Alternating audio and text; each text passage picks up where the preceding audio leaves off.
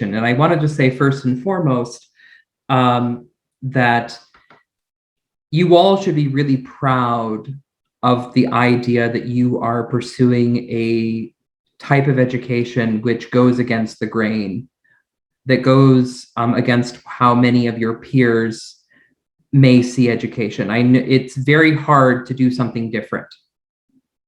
And it's very hard to be pioneers in something. And so for you guys to take an opportunity to join your program, to join one of only a handful of liberal arts programs in India, takes some real courage. And so I applaud you first and foremost for being willing to take that risk and to take that dive, because a liberal arts education or a liberal arts approach to education is very unique. It trains you in different habits of mind than I think many of your peers will be trained in who do more traditional or more formal courses of study. As Nandini said, it's a lot about a little and a little about a lot. So you get a chance to gain exposure to many different ideas and concepts that you put into your toolbox, but then you also do deeper study in one particular subject or one particular focus area. And that deeper study is enhanced by your broader study. And you learn how to go deeply into a subject, that deeper study. And for those of you who are in liberal arts, that is going to be the way you do things. But even those of you who are doing, it's a BTech, or those of you, computing and data science. Thank you. The BTech computing and data sciences, you guys are also going to be enhanced by your exposure to multiple ideas and concepts. As I used to talk to my students who were interested in doing psychology, many of them would sometimes get a little frustrated because they would say, "Oh, I wanted to do, I don't know if it was the right thing to do a BA in liberal arts with psychology or a BA in psychology." And what I'd like to say is that there are going to be so many students doing that type of degree that when you're on the job market or you're looking for opportunities, when you come in with your background, your unique background, you're going to stand out as a candidate because you're going to have a different perspective and different ways of seeing things than the people who might have done a more strict or more traditional form of study. So again, it takes courage to be a pioneer, but at this early time before you guys are really diving in, just really keep your courage, and I hope that you really enjoy your studies, because that's really what your education should be, is something to enjoy. Now, I promise that the talk and the discussion and workshops today are a little bit more exciting than the title would suggest. I sometimes have trouble coming up with titles, but this actually is adapted from a lesson that I've done in my classes, and it's one of a handful of what I jokingly call matrix moments. So, things that you learn or things that you're exposed to that really completely change how you see the world or can change how you approach subjects. Once you sort of learn something like this, hope I'm not talking it up too much, but once you learn something like this, you never quite see the world in the same way again. So I hope that that's what happens, and I hope that we have a lot of fun. Now, I'll be doing some talking, just getting some concepts out. But there will be times to pause and times to talk. And I'll ask you guys, please feel free to be chatty and talk and jump in. So I'll introduce some concepts. We'll have some chance to talk in the middle and to work. And then at the end, we're going to be having a chance for you guys to go into breakout rooms where you're going to have a chance to work on a couple of questions with a particular topic, but I'm going to keep that quiet, no spoilers, and then we will get there when we get there. But let me just share my screen to get the sharing the screen. Share. Okay. I need to go All right. So can you all see the presentation? Yes, sir. Okay. Yes, and sir. if you have any questions throughout this, just feel free to raise your hand and or virtually raise your hand, and I'll be happy to stop or slow down. Okay. So today we're going to be talking about the intersubjective nature of reality. Now, where did this concept come from? So I will cite my sources first and foremost. I first encountered this idea in the book *Sapiens* by Yuval Noah Harari. Now, how many have people read this book? Anybody? I've heard of it. Reading it right now. I haven't read it, but I've heard of it. So. Okay, so it's around. Anybody else read it? I'm reading it right now. It's the Hey, good. Okay, so you can tell me if I'm wrong in something, please. Okay, so this book came out in 2015, and Harari is an Israeli historian, and what's really interesting about the book is he tells sort of a big picture interdisciplinary history of humanity from prehistory to the present. Now, what's interesting is while it's grounded in history, he draws from a wide variety of different sources, from anthropology, cognitive sciences, religious studies, economics, sociology, you name it, he draws from it to tell this intricate story about what makes humans unique and where we might be going. Now, he's also written a couple of other books. *Sapiens* is quite interesting, a little bit more optimistic. *Homo Deus* is a scary book. You can read it, though. It's quite interesting of sort of what he sees as the future.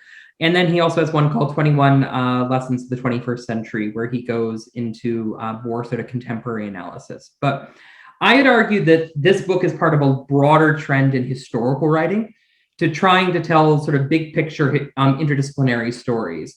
The work of a historian is usually to go very in depth in a particular subject. But there is some real benefit or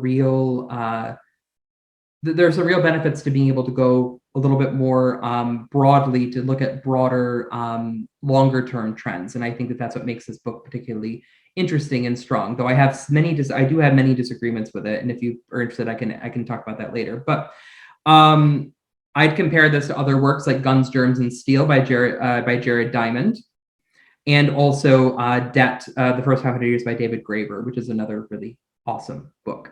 But my first question to you all is, what do you think makes us human? I know it's an early question for 9 a.m., but the ability to think. The ability to think. Okay. Intelligence combined with emotions. Intelligence combined with emotions. Okay, good. What else? Self-consciousness. What was that? Self-consciousness. Ooh, self-consciousness. Yes, both it can be a positive and a negative thing. Okay, so what else? The nature to question everything. Huh? The nature to question everything. The nature to question everything. Okay. Saram? Yeah, differentiating from animals, they can think beyond survival. Think beyond survival. Okay, you're in a good. That's a good direction. So yeah. Now, anybody else want to jump in? The insecurities in our lives. The insecurities in our lives. Yes, those do make us particularly human, I think. Now, what Harari says is the thing that really makes us human is our imagination and the ability to conceive things that do not exist. He calls this the cognitive revolution, this sort of ability to be able to work with people in a larger group, and also, again, to be able to think of things that, to imaginatively construct reality around us. So he says, according to him, that animals, as far as we can conceive, as far as we can tell, really see reality in two ways: objectively and subjectively. But humans, on the other hand, conceive of reality in three ways: objectively, subjectively and what he calls intersubjectively. And we're going to unpack that, what intersubjectively means. Does anybody have any thoughts or questions before I move on? Okay, let me move on. So he says that basically human beings live in what he calls a triple layered reality, where we encounter objective phenomena. So how would anybody define objective phenomena? Factual. Okay, facts. Can you go a little bit deeper? It's an unbiased opinion or that something that's decided based on just facts. I don't know how to go on actually. Okay. Can you give me an example of one that you can think of? Can't think of anything. That's okay.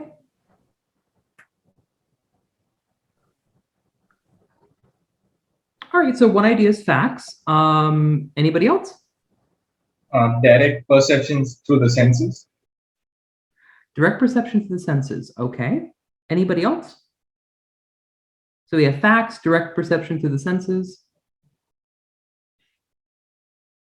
So what Harari says is that an objective phenomenon is that which exists independently of human consciousness or human beliefs.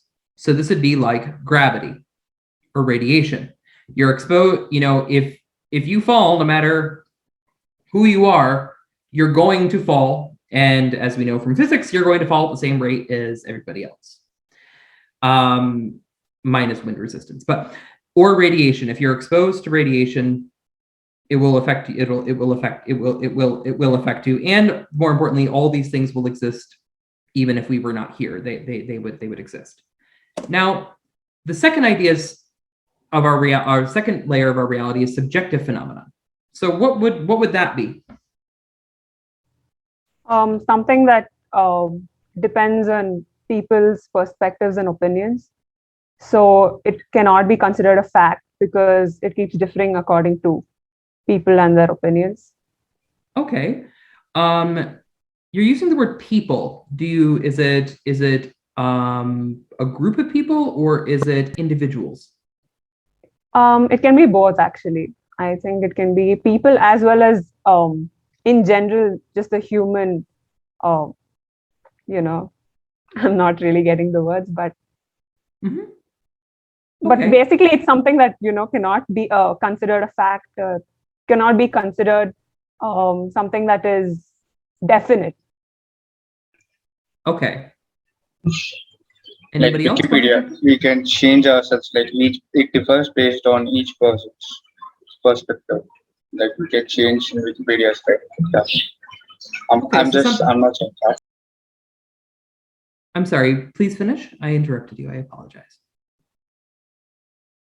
Nothing that I could say. Okay. So what Harari says is that these phenomena are things which exist depending on the consciousness of the beliefs of the same individual human.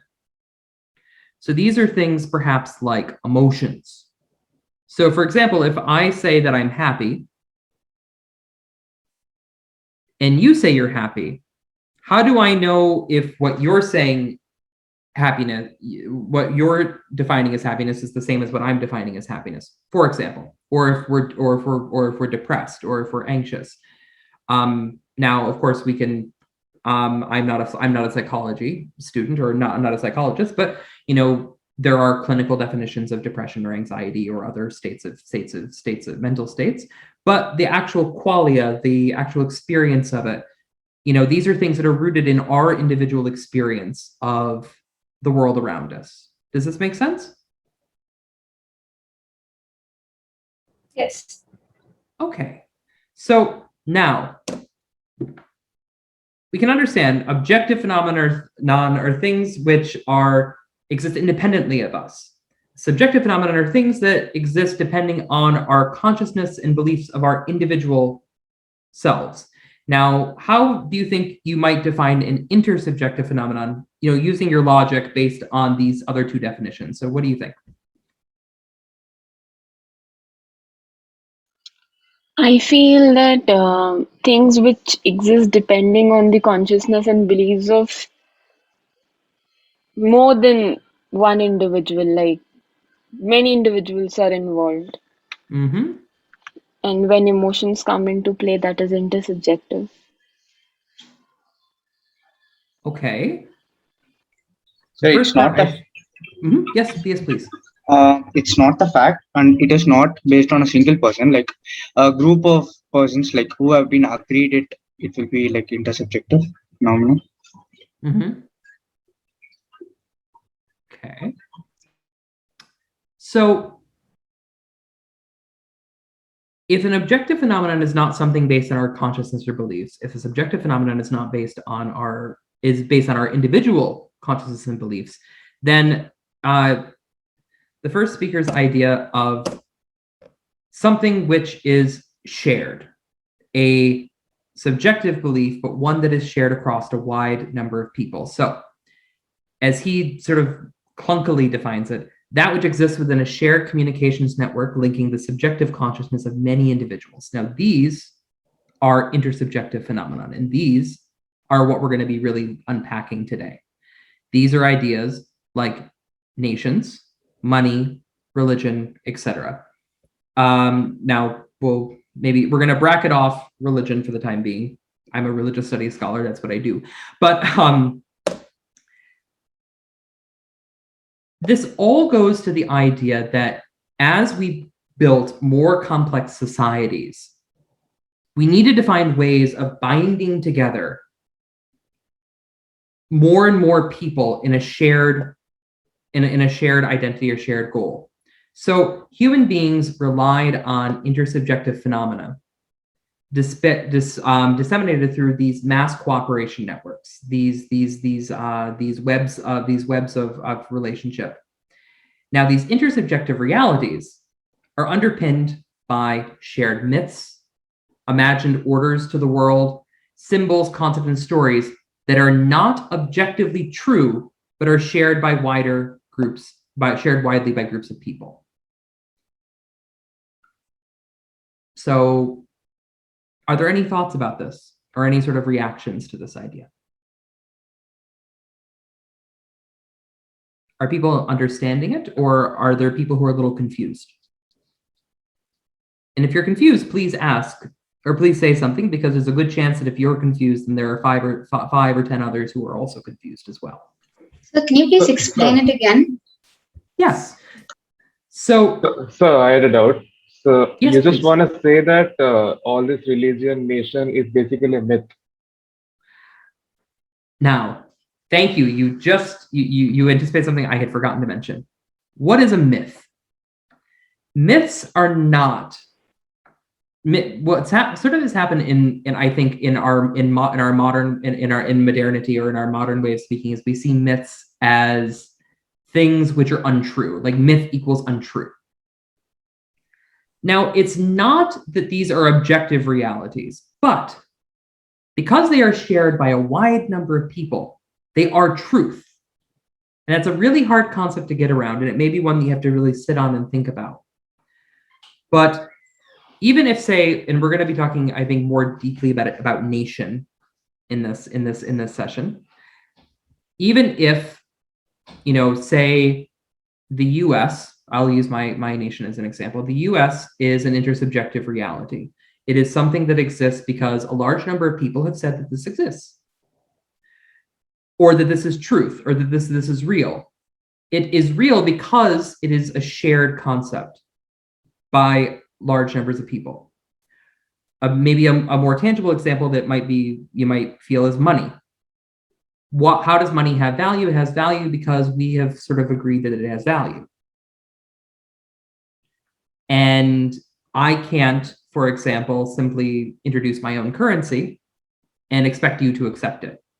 But we're going to get into that a little bit later. But that's just an example. Does that clear things up for some people? Yes. So when a lie is propagated for generations and generations or thousands of years, so it becomes a truth. That's what you want to point out. It becomes a truth, or it becomes something. Yes. So then the superstitions, like the superstitions also been forwarded for the long years, then are they true? Well, here's where we have to unpack things a little bit. We have to think about it as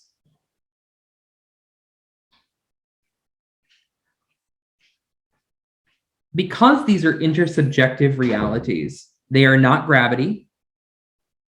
They are not radiation. They are not oxygen. Things like they are not these. They are not the climate, etc. Those are objective realities. Because they are intersubjective realities, they are shared by humans, and they are subject to change. They can change.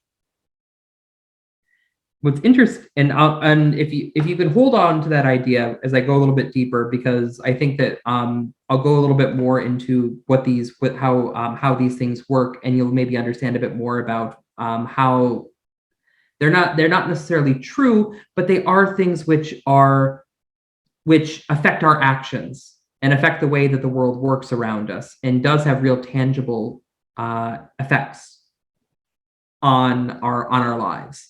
Does that make sense? Yes. So the terrorist organizations also come under intersubjective phenomena. Terrorist organizations which have shared beliefs among them, radical ideas. So do they come under intersubjective phenomena? What Harari would say is that most things around us are intersubjective realities. Anything that is a shared belief is predominantly an intersubjective reality. That's what he would say. I don't know if I agree with him necessarily. There are a few things that I question in his thing, but that's his basic premise.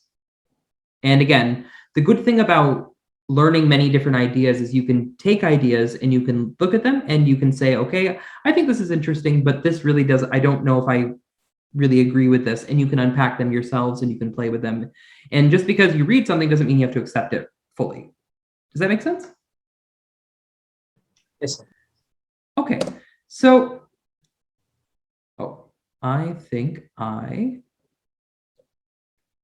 yes, okay, this is fine. Okay, so to unpack this a little bit more, we're going to actually look at two case studies, okay? Or two small case studies. Now, in these two examples, I want you to think about three things. The first is, what do you think the imagined order of the society presented in these two examples is? Like the way that people see the world working. The second question is, what are some of the intersubjective realities or community-held beliefs or categories in each of these examples? So what are some of the things that, if you sort of question it or look at it, okay, this is something that is kind of contested, or something that we need to define a bit more clearly. The last question is, what do you think might be the stories that this group seems to be telling about itself and the way that it sees the world? Okay, so what are the imagined orders the society presents here? What are some of the intersubjective realities or community-held beliefs or categories in each example? And then finally, what are some of the stories that this group seems to be telling about itself with the way that it sees the world? Now, the first example is from the Universal Declaration of Human Rights. Has people read it or encountered it in the past? Okay, if you haven't, it's a lovely document. Now, this is from the very first article. So take a few seconds to read it, or take about 30 seconds to read it and just look at it and see what pops out in your mind. What are some of the things that sort of resonate with you in this passage, and reflecting on those three questions? What are some of the intersubjective realities? What are some of the stories that are being told in this, and what are some of the imagined orders, how the world works from this statement? So I would say that the reason and people who are endowed with reason and conscience, it depends on which kind of place or which kind of environment they're born into. Okay. So are you saying that reason and conscience are things that are dependent on the society people are in? Yes. Okay. Yeah, freedom. There are many levels and degrees of freedom also. So it depends on like they need like it needs to be defined. Like probably the people who are reading this are of a certain understanding of what freedom is before. Okay. And anybody else? I think the intersubjective reality here is what majority of people think, that, what is considered free and equal in dignity and rights, just like the both of them just said, Veda and Sarang. So I think they have decided to put these sentences as the article because that's what majority of the people decided it would be, or majority of the people agreed and came upon this a conclusion that this is how people should act and this is how they should treat each other. I don't know if that makes sense. But no, it does. I mean, this document was written in the aftermath of World War I, or World War II, sorry, World War II, and it was crafted with this sort of vision of trying to create a standard which would be broadly acceptable to a broad population. If you read the whole thing, there's a real attempt to try to balance both individual rights, but also group rights and community rights, rights of communities to keep their identities, etc. So it's pretty balanced in the long run. But what kind of how would the society from this statement, what kind of society or kind of order of society would this sort of statement be conceiving? Like how would humans relate to each other, or what's the sort of status of the human community? So here in this example, because India is a democracy, so this is the right way, this is the truth of India. But as we were studying about myths in the previous slide, as of now, the situation in Afghanistan, for those people, these three lines are a myth because they are far, far away from what is being written here. They don't know what is freedom, they don't know what is equality, they're not experiencing it. So for them, this is a myth, but for us, it's a soon to be sought reality because this is all documented. This doesn't happen in the real world. We want this to happen. We are nearing the reality, but for people like in Afghanistan, this is a myth. Okay, again, I get what you're saying. Try to see myth as a story. Use that as the definition. It's not necessarily that myth does not equal false. Myth equals a story or like a way of seeing things. So for example, we might say that, okay, actually a good example might be the way in which in Buddhism, the stories of the life of, or in Tibetan Buddhism or Mahayana Buddhism, the life of the Buddha is seen as archetypal, meaning that it is all Buddhas that have existed will have gone through the same life experiences as Shakyamuni Buddha. And so that story is a myth. It is a story that is repeated that has deeper truths or deeper meanings. It's a bit like a classical fairy tale. A classical fairy tale has deeper truths that were to be imparted to young people through the telling. So if you read real fairy tales, not Disney-fied fairy tales, they're usually narrating that transition from youth to adult. And so they are not true. There wasn't a Hansel and Gretel, if I'm just using an example. But those stories have something to say about the way we live and the way we grow up that are truth, if that makes any sense. Does that make sense? Yeah. Okay. So many of you guys pointed out sort of the intersubjective realities in this passage, and I'm pleased that many of you did find many of those. But yes, this is at least my reading of things. The underlined lines are the things which are intersubjective. What does freedom mean? What does it mean to be equal? What is dignity? What does it mean to live in dignity? What does it mean to have rights? What does it mean to have reason, to have consciousness? And what does the spirit of brotherhood mean? How do we accord each other with spirit of brotherhood? These are all contested categories that need to be unpacked and examined. But the kind of society that this was arguing for is one where all human beings, men and women, are equal, where they have all the same they all have the same access to dignity, they all have the same access to rights. It implies that there is a reason that we all share and a conscience that we all share, and that there is a sort of universal standard of a spirit of brotherhood or way of doing it. But this is what the authors may have implied by the order of their society, or what they thought society would be. But let's look at a very different society. So this is from the Code of Hammurabi. I'm assuming people have heard of Hammurabi. This is the oldest existing code of law in world history. And so just take some time and do the same thing we just talked about. What is the society that's being portrayed here? How does it look in comparison to the first society? And what are some of the intersubjective realities here? And what might be the story that they're trying to tell about themselves? I'll give you a little longer for this one.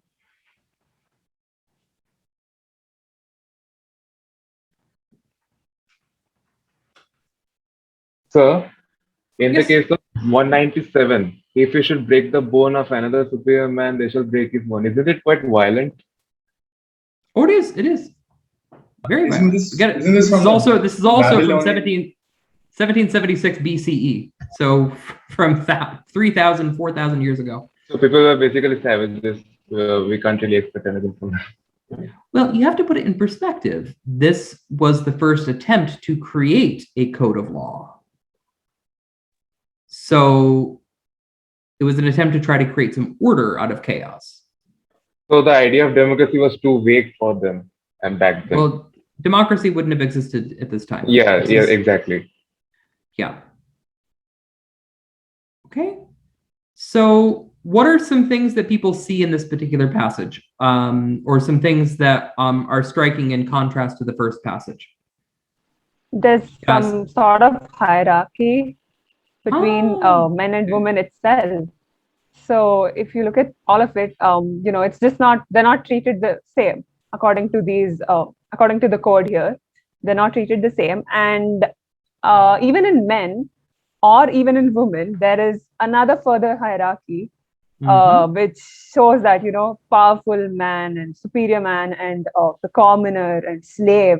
So I think it's pretty much similar to the class difference that we have in society right now, but there was no rule, or there was no code which supported them, or which provided them with equal justice and equal treatment in society back then, as it is done now. But I think I can equate this to the class difference that we had just a few 100,000 years ago as well, even in India, for that matter. Okay. Yeah, very good observations. Veda?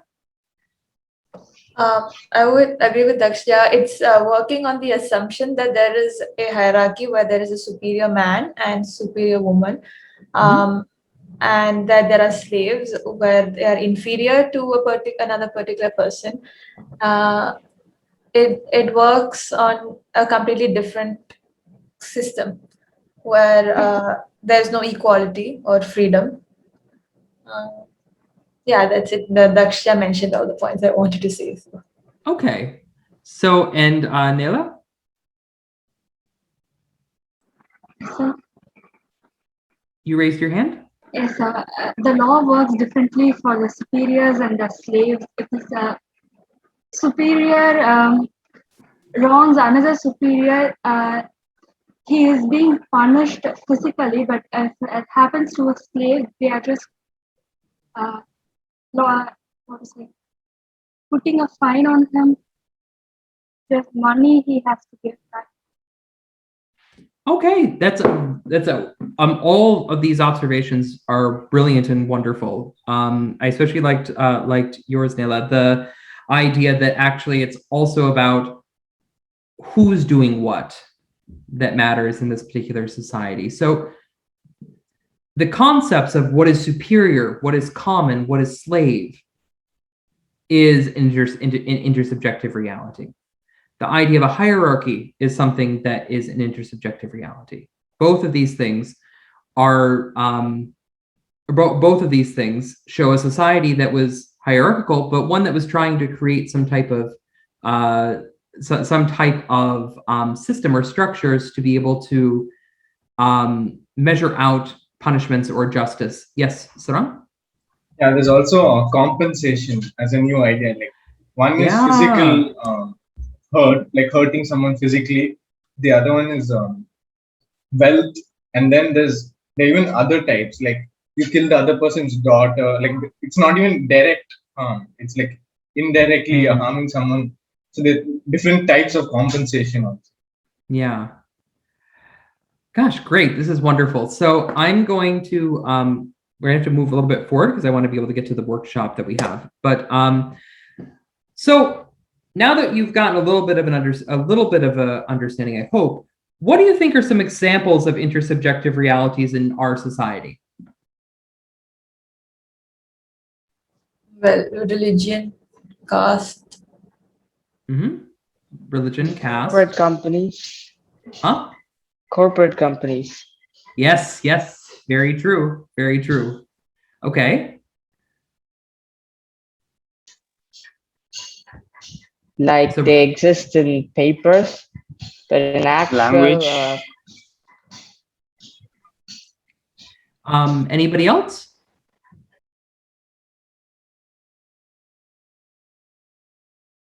God. Believe in God. Belief in God. Okay. So that is, yep, possibly.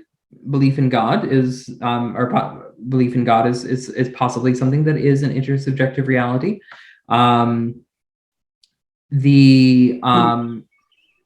money is an intersubjective reality. Our laws are intersubjective.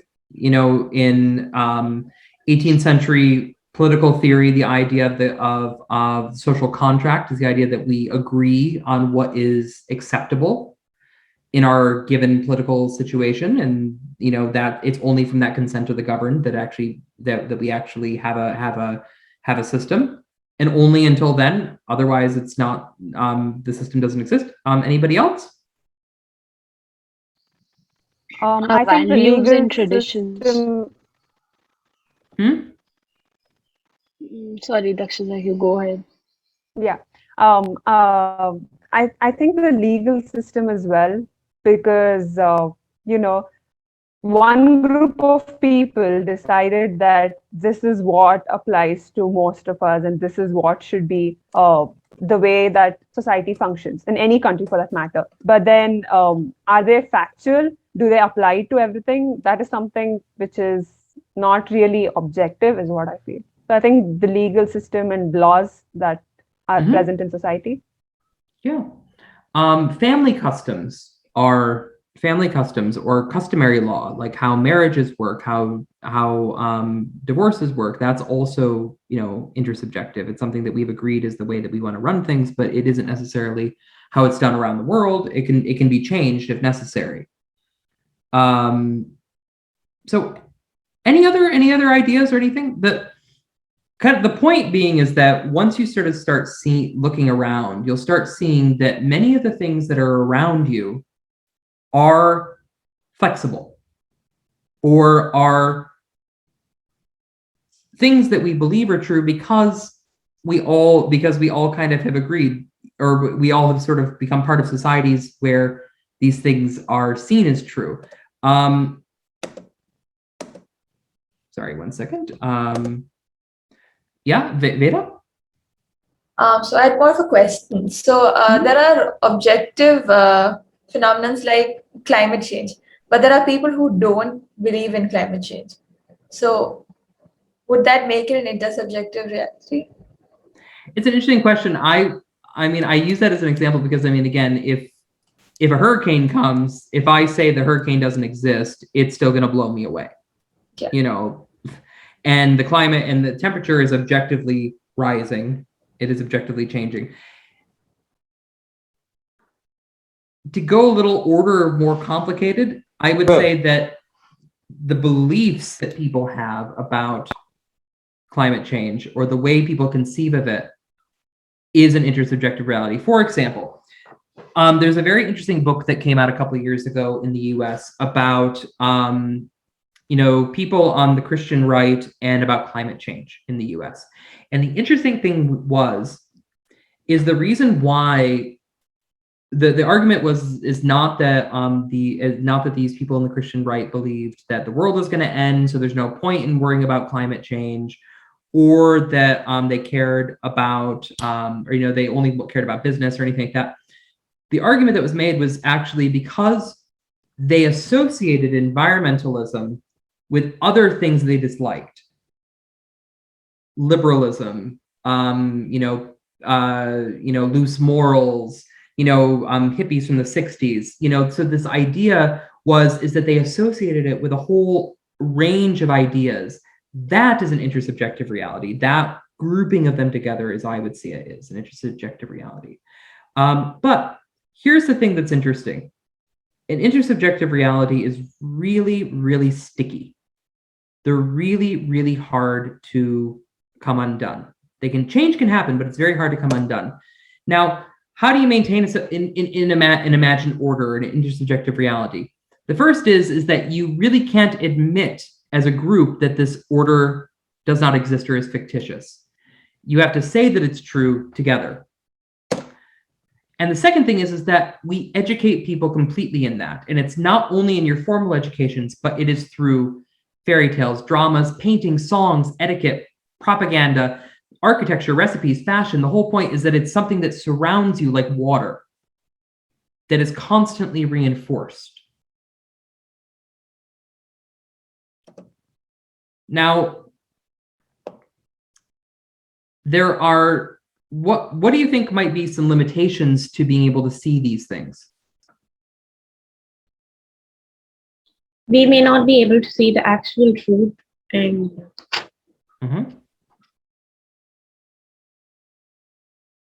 Okay, we may not be able to see the actual truth. That's true. Some of these things are very hidden.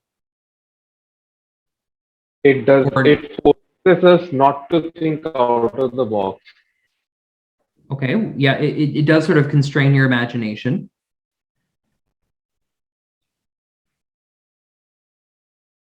Somebody actually asked me in the chat box about the idea of as language and intersubjective reality, and I would say that what I'd argue is that this idea that language can actually, if your language doesn't have a conception of time, that makes it difficult for you to be able to, or it doesn't or has certain conceptions of time or certain conceptions of gender, then that does change how, there has been proven that there is a change in how you see reality or how you perceive of things, because your language gives you the structures and ways of seeing things.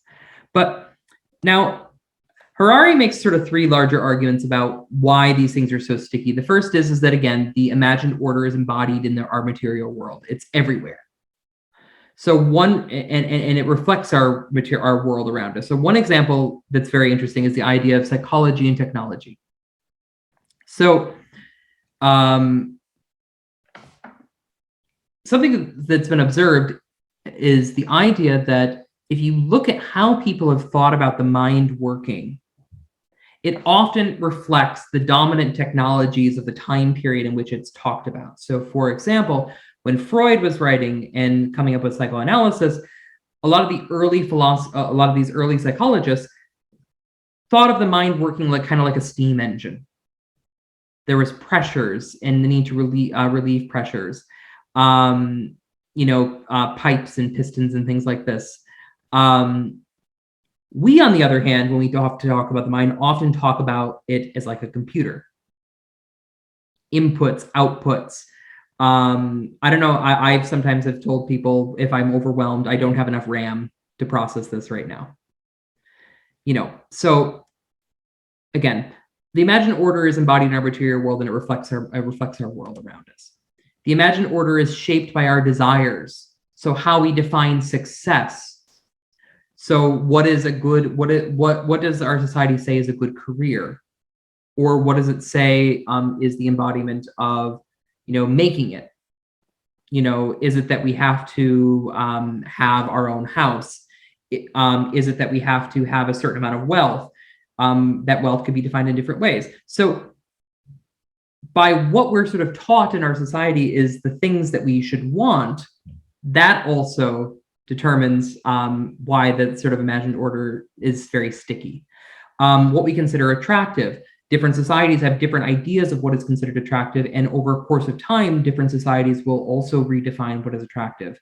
If you look at images in the U.S. of magazine covers, the way that men and women have been portrayed has actually really shifted over the course of the past 70, 80 years. And then the last thing is, again, this idea that the imagined order is intersubjective. It's widely shared by a large group of people. If I say that it doesn't exist, if I say that my US dollars don't have any value, but nobody else agrees with me, then that's not going to make any change. There are groups of Americans who actually have tried to make the argument that they are no longer citizens of the United States. They're what they call sovereign citizens, and the laws don't apply to them. Of course, when they're brought into court and get arrested, they say, I don't recognize your authority, but they're still put in jail. So all these things make these sort of things, these intersubjective realities, extremely sticky, very hard to change, but they can change if enough people agree, or if enough people, see them for what they are. Any questions?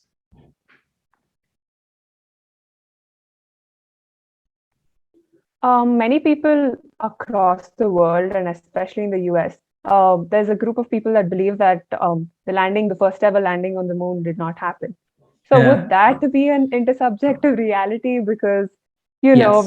when a huge group of people come forward with such a drastic idea, which opposes what people are claiming, or what the government or what organizations are claiming.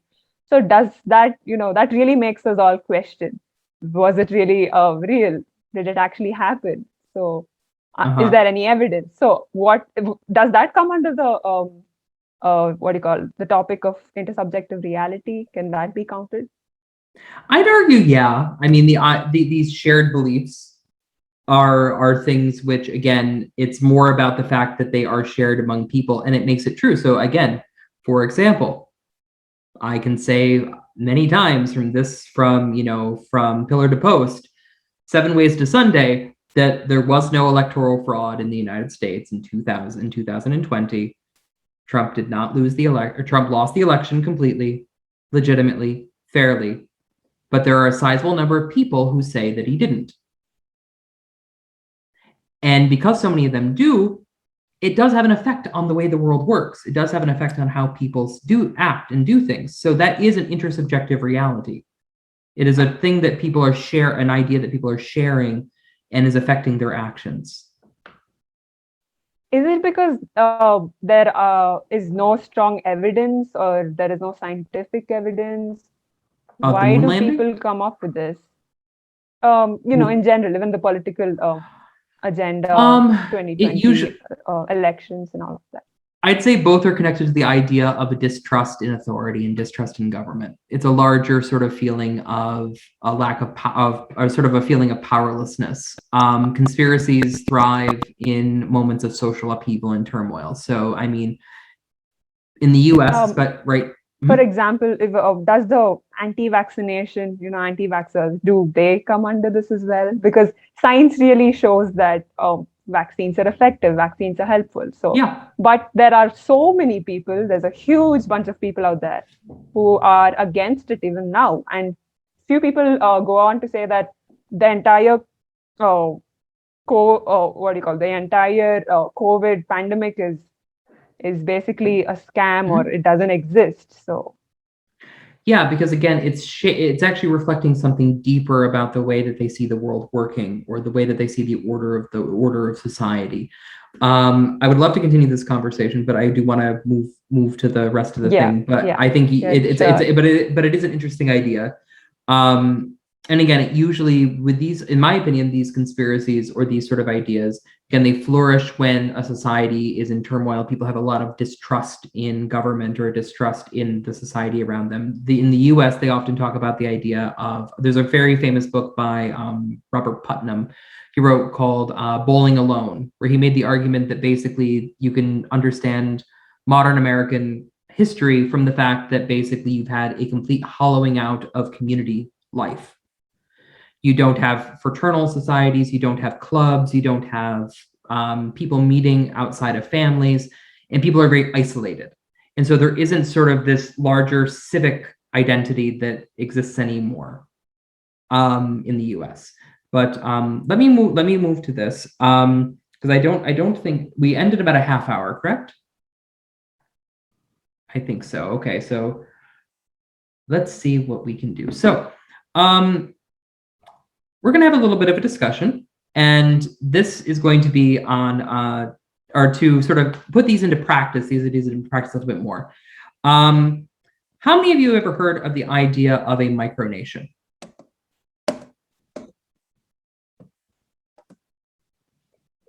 Anybody? Oh, this is going to be fun. Okay. So what is a nation?